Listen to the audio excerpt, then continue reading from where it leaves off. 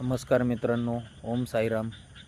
आई अण्णा गोट फार्ममध्ये आपले सहर्ष स्वागत आहे. आता आपण चाललो आहे शेळ्या आणण्यासाठी पुढं आडवं. आपण बघू शकतात पावसाच्या वातावरणामध्ये सगळीकडं पाणीच पाणी झालेलं आहे आणि काही ठिकाणी तर ऑटोमॅटिक, आता हे माझ्या मागे बघू शकतात, काही ठिकाणी तर ऑटोमॅटिक वावरांना पाणी लागलेलं आहे. हे बघा चारी कशी वाहती, सगळीकडं पाण्याचंच हे झालेलं आहे. या चिडचिडीमध्ये शेळ्या चारणं फिरिस्तीला खूप अवघड राहतं. पाऊस येऊन जातो, सगळीकडं वल्लच वल्ल, शेळ्या चरती नाही व्यवस्थित. आणि त्यातले त्यात मित्रांनो, आपल्या सर्व शेळ्या आता जाणायला आहे.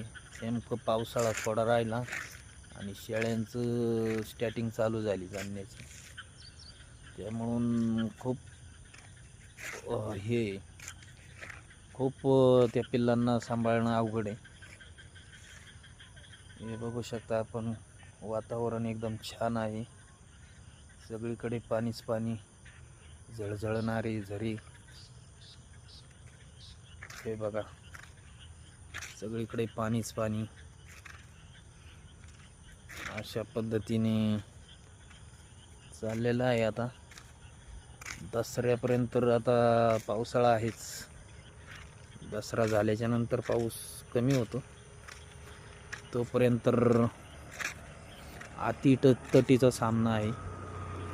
हे बघू शकतात, शिरूरमध्ये खूप पाणीच पाणी, सगळीकडं पूर्ण पाण्याचाच परिसर झालेला आहे.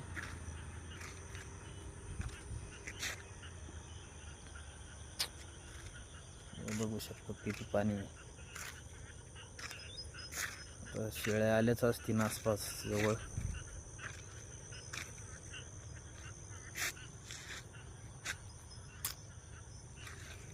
बागामध्ये खूप पाणी झालेलं आहे.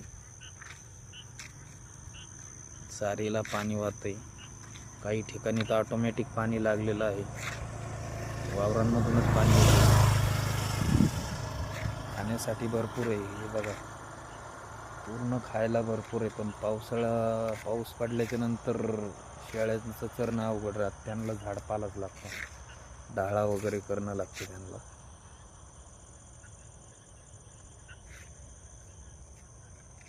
हे बघू शकता संध्याकाळचं वातावरण किती फ्रेश, किती छान आहे.